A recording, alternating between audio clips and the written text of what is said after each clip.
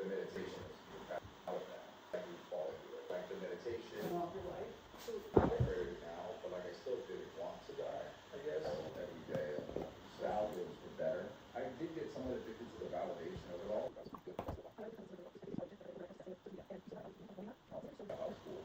So like in that sense, I don't think that's the point. It was just like obviously on the board, I like 315 or something like that. 315. I would go like 20 volts. A certain amount of weight, bit of cracking when I did that. That's really dangerous. Like, I was like, perfect. They'll see themselves in the things that you also enjoy, that you also like, and then they're gravitating.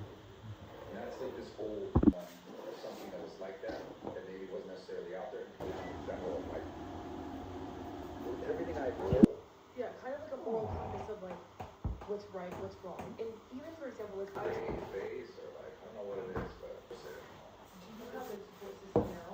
Just walk and take or which is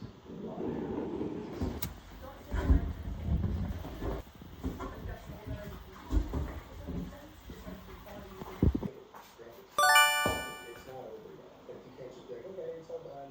Someone could pick me up. Now you have to get like, I'm gonna fucking die.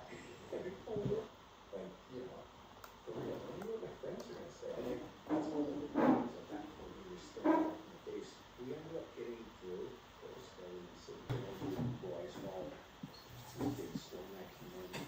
But I could smooth it of infinity. When I was watching the journey of Mount Everest, you also when you were going down To keep this kind of thing. yeah. Genuine. I think I've just always had that. I also was a great Secret is I should read it, but it's all about just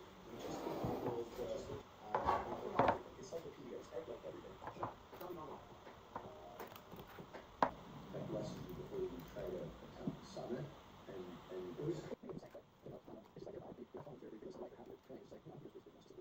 yeah, high level 6 or 7, and then